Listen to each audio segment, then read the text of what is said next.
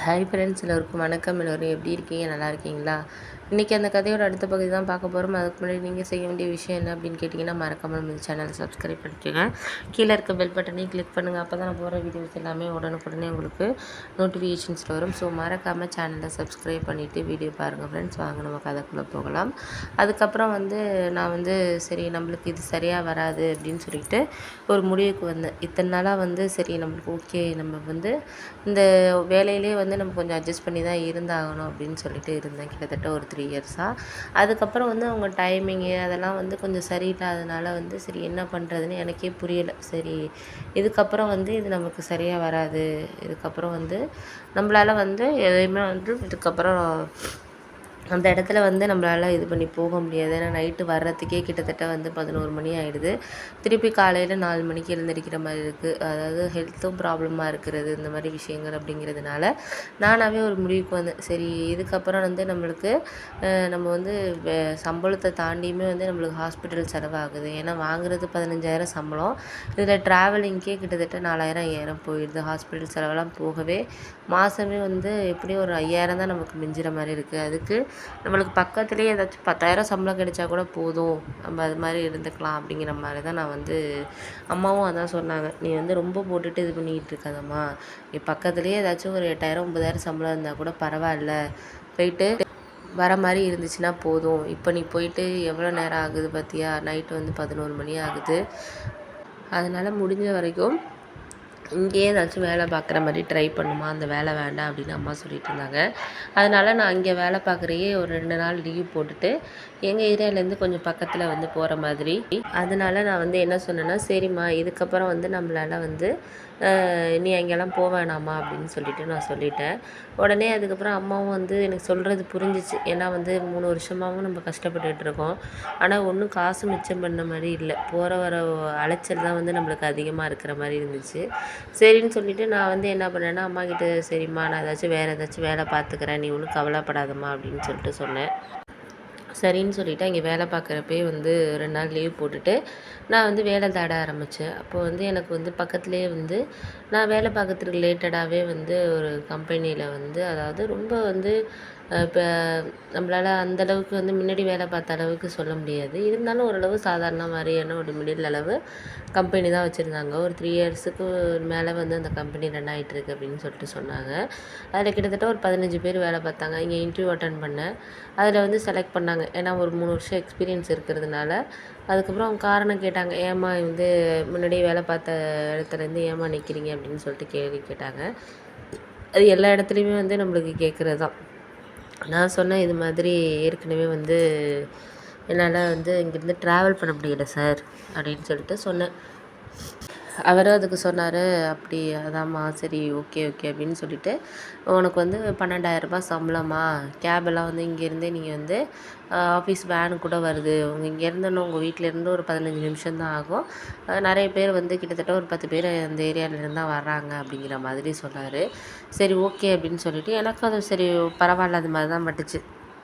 சரி ஓகே அப்படின்னு சொல்லிட்டு நான் அம்மாக்கிட்ட அதுக்கப்புறம் சொன்னேன், சரி பரவாயில்லம்மா, அதுவும் நல்லது தான், நம்மளுக்கு இந்த அளவுக்கு நீ முயற்சி எடுத்தது எனக்கு, நான் தான் உன்கிட்ட ரொம்ப வருஷமாகவே சொல்லிகிட்டு இருக்கேன். இல்லைம்மா நான் என்ன பண்ணுறது சொல்லுங்கள், ஃப்ரெஷராக இருக்கிறப்போ நம்மளுக்கு ஏதாச்சும் ஒரு வேலைக்கு போனால் பரவாயில்ல அப்படிங்கிற மாதிரி தோணுது. அதுக்கப்புறம் அங்கே போய் பார்த்தா தான் தெரியுது ஓரளவு சூழ்நிலைகள் நம்மளால் சமாளிக்க முடியுதா இல்லை இல்லையா அப்படிங்கிற மாதிரி. அதனால தான்மா நானும் முடிஞ்ச வரைக்கும் என்னால் முடிஞ்ச அளவுக்கு ஒரு 3 வருஷம் வேலை பார்த்துட்டேன். இதுக்கு மேலே அவ்வளோ தூரம் ட்ராவல் பண்ணி 1.5 மணி நேரம் கிட்டலாம் போக முடியாதுங்கிற மாதிரி ஒரு முடிவுக்கு வந்துட்டேன். அதனால தான் புதுசாக ஜாப் பார்த்தாச்சு. நாளைக்கு இங்கே ரிசைன் பண்ணுறதுக்கு நான் எல்லாம் எழுதி கொடுத்துருவோம்மா அப்படிங்கிற மாதிரி சொன்னோன்னே, சரிம்மா ஒன்றும் கவலைப்படாத, எல்லாம் சரியாயிடும், இப்போதைக்கு இருக்கிற சூழ்நிலைகளை பொறுத்து நீ எதையும் நினச்சி நீ கவலைப்பட்டுட்டு இருக்காத, எதாக இருந்தாலும் கொஞ்சம் கஷ்டமாக தான் இருக்கும், கொஞ்சம் நாளைக்கு அப்படி இருக்கும், அப்புறம் போக போக எல்லாம் சரியாயிடும்மா, நீ ஒன்றும் கவலைப்படாதம்மா அப்படிங்கிற மாதிரி சொன்னாங்க.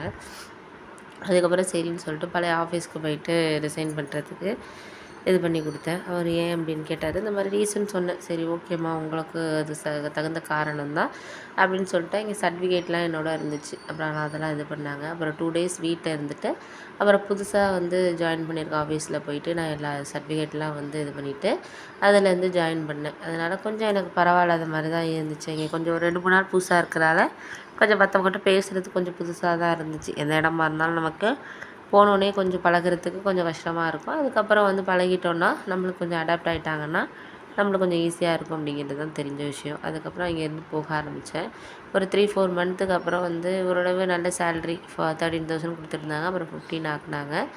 ரொம்ப சந்தோஷமாக இருந்துச்சு. அக்கா வந்து மாமாவோட ஏதோ வந்து பிரச்சனை அப்படின்னு சொல்லிட்டு ஊர்லேருந்து வந்திருந்துச்சு.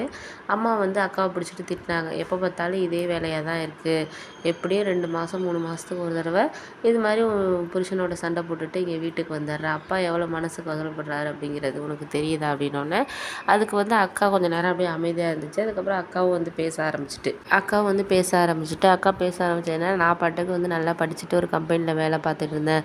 அது மாதிரி எனக்கு வேலை பார்க்குற மாப்பிள்ளையாக கல்யாணம் பண்ணி வச்சுருந்தேன்னா அவரும் இப்போ இன்றைக்கி வேலைக்கு போவார், நம்மளையும் வந்து வேலைக்கு போக விடுவார். அதனால் எனக்கும் வந்து அவர்கிட்ட வந்து ஒரு பணம் எதிர்பார்க்குறதா இருக்கட்டும், இல்லை எனக்கு ஏதாச்சும் செஞ்சுக்கிறதா இருக்கட்டும், ஏதோ ஒரு பண்ணுறதா இருக்கட்டும், எனக்கு வந்து ஒரு சந்தோஷமாக நான் வந்து இது பண்ணுவேன். அப்படி இருக்கிற சூழ்நிலையில் நீ வந்து என்னால் என்ன பண்ண முடியுது அப்படின்னா அவர்கிட்ட எல்லாத்தையும் வந்து ₹1 இருந்தாலும் அவர்கிட்ட தான் நான் என்னோட சேவையாக இருந்தாலும் சரி பிள்ளைங்களுக்கு எல்லாத்துக்குமே எதிர்பார்க்குறனால அவர் ஒரு சில நேரம் வந்து அதை சொல்லி காமிக்கிற மாதிரி பண்ணுறாரு. அவர் கடை வச்சுருக்காருன்னு சொல்லி வசதி இருக்குதுன்னு கல்யாணம் பண்ணிட்டீங்க.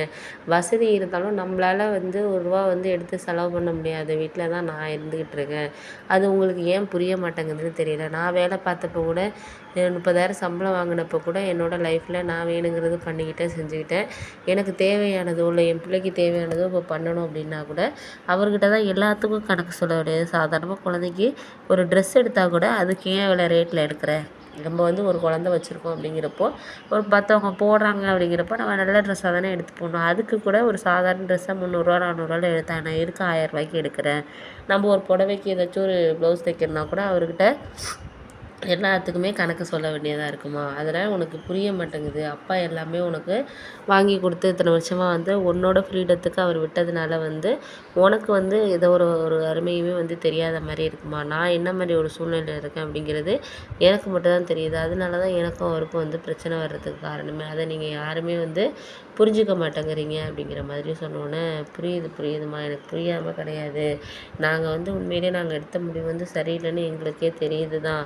ஏன் அப்படின்னா வந்து நீ வேலை பார்த்துட்டு இருந்த பொண்ணு அதுக்கேற்ற மாதிரி வேலை பார்த்த பையனாக வந்து நம்ம பார்த்துருந்தோன்னா இவ்வளோ பிரச்சனைக்கு வேலையே கிடையாது. தேவையில்லாமல் நம்ம வந்து வேலை பார்க்காத பையனை பார்த்ததுனால தான் இவ்வளோ வந்து நமக்கு மனசளவுலேயும் சரி எல்லாத்துலேயும் வந்து கஷ்டமாகவும் இருக்குது. ஒன்று நல்லா பார்த்துக்கிறாரு, எல்லாரும் பண்ணி கொடுக்குறாருன்னு தான் நாங்கள் நினச்சிட்டு இருந்தோம். ஆனால் எனக்கு வந்து போன தடவை உங்கள் வீட்டுக்கு வந்தப்பயே வந்து ஏதோ வந்து நீ வந்து ஏதோ சொன்னதுக்கோ இல்லை நான் ஏதோ ஒரு இது பண்ணுறதுக்கு அவர் கணக்கு கேட்டப்பயே நான் தெரிஞ்சுக்கிட்டேன் அவரை பற்றி. ஓ இது மாதிரி தான் எல்லா விஷயத்துக்கும் கேட்பார் போல இருக்குது, ஒரு இதுவும் சுதந்திரமாக பண்ண விட மாட்டார் போல இருக்குது அப்படின்னு சொல்லிட்டு எனக்கு அதுக்கப்புறம் தாம்மா தெரிய வந்தது. அப்படின்னோடனே அது இப்போ புரியுதாம்மா உனக்கு? நான் என்ன சொன்னாலும் உனக்கு வந்து புரிகிறதுக்கு வாய்ப்புங்கிறது கொஞ்சம் கம்மியாக தான் இருக்குது. அதான் உனக்கு புரிகிறதுக்கு இன்னும் கொஞ்சம் நாள் ஆகும் அப்படிங்கிற மாதிரி சொன்னோன்னே சரிம்மா நீ ஒன்றும் கவலைப்படாத, நான் வந்து எதாக இருந்தாலும் சொல்லி சமாளிப்போம், வேறு வழி இல்லை. இவரையெல்லாம் வந்து நம்மளால் வந்து எதுவுமே வந்து ஒன்றுமே சொல்ல முடியாத மாதிரி ஒரு நிலைமையில தான்மா நான் இருக்கிறேன் அப்படின்னோடனே சரி விடுமா, இப்போதைக்கு உனக்கு கொஞ்சம் கஷ்டமாக இருக்குது, மனசு கவலைப்படாத. எதாக இருந்தாலும் வந்து நம்ம மனசு வந்து எதையும் போட்டு நீ நினச்சிக்காத, சரியாயிடும். எல்லா விஷயமும் வந்து சரியாகிறதுக்கு டைம் எடுத்துக்கும். அதனால் நீ எதையும் போட்டு மனசை போட்டு குழப்பிக்காத, சரியாயிடும் எல்லாமே அப்படின்னு சொல்லிட்டு சொன்னோன்னே நானும் அதுதாம்மா யோசிச்சுட்ருக்கேன். ஆனால் வந்து இப்போ கல்யாணம் ஆகி 5 வருஷமாகவும் வந்து இப்போ பிள்ளைய வந்து நான் ஸ்கூல் சேர்க்க போகிறேன். என்னோடய முடிவு என்னென்னா நான் பிள்ளைய ஸ்கூல் சேர்த்து விட்டேன்னா அவள் காலையில் போய்ட்டு ஈவினிங் தான் வருவாள். அதுக்கேற்ற மாதிரி நான் ஏதாச்சும் ஜாப் வந்து சர்ச் பண்ணிவிட்டு போயிட்டு வர்ற மாதிரி தான் நான் பார்க்க போகிறேன். ஏன்னா ஒரு 10,000 எனக்கு மாதம் கிடைச்சா கூட போதும். என்னோடய செலவுக்கு என்னோடய தேவைகளை நான் பூர்த்தி பண்ணிக்கிறதுக்கு அது எனக்கு உதவியாக இருக்கும். அவரை நான் எதிர்பார்க்க வேண்டிய தேவைங்கிறது கிடையாது. அவரை எதிர்பார்த்து அவமானப்பட்டதெல்லாம் போதும். என் மாமியாருக்கே தெரியுது இவர் ரொம்ப கஞ்சமாக இருக்கிறாரு, இந்த பொண்ணுக்கு எதுவுமே பண்ண மாட்டேங்கிறாரு அப்படின்னு சொல்லிட்டு அவங்களுக்கே புரியுது. அவங்களுக்கே அவர் கணக்கு பார்க்குறாரு, பெற்றவங்களுக்கே. அப்புறம் இப்படி இருக்கிறப்போ நான் எந்த இதுமா அப்படின்னு சொன்னோன்னே சரி நீ வந்து ஸ்கூல் தான் அடுத்த மாதம் தான் குழந்தைய வந்து சேர்க்க போகிறோம்ல, நீ சேர்த்துரு. எங்கள் வீட்டுக்கு பக்கத்தில் உள்ள ஸ்கூலாக கூட சேர்த்துட்டேன்னா கூட ஈவினிங் போயிட்டு நானோ இல்லை அப்பாவோ யாரோ போயிட்டு நான் அழைச்சிட்டு வந்துடுறோம். நீ வந்து ஜாபுக்கு போயிட்டு கூட அப்படியே கொண்டாந்து கூட அப்பா கொண்டாந்து கூட விடுவார். என்ன ஒரு 15 நிமிஷம் ஆகும் இங்கேருந்து உங்கள் வீட்டுக்கு. அப்பா பார்த்துக்குவாரு. நீ ஒன்றும் கவலைப்படாத அப்படின்னு சொல்லிட்டு அப்புறம் எங்கள் அம்மா ஆறுதல் சொன்னாங்க. சரி சரிம்மா நான் வந்து முடிஞ்ச அளவுக்கு வேலையை நான் வந்து தேடுறேன். பிள்ளைக்கு வந்து ஸ்கூல் வந்து நம்ம வீட்டுக்கு பக்கத்தில் இருக்கிற மாதிரி எதையாச்சும் ஒன்று தேடி பார்ப்போம் அப்படின்னோடனே சரி சரி அப்படின்னு சொல்லிட்டு அக்காவும் வந்து அதுக்கப்புறம் அம்மா சமாதானப்படுத்துனாங்க. அப்புறம் சாப்பிட்டுட்டு அக்கா வந்து மறுநாளே வந்து கிளம்பிடுச்சு. கிளம்புனதுக்கப்புறம் வந்து சரி ஓகே அப்படின்னு சொல்லிட்டு நானும் வந்து அதுக்கப்புறம் வந்து அக்காவிட்ட கொஞ்சம் சமாதானப்படுத்தினேன். எதுவும் நீ கவலைப்படாத அக்கா, எல்லாம் சரியாயிடும்க்கா அப்படின்ட்டு.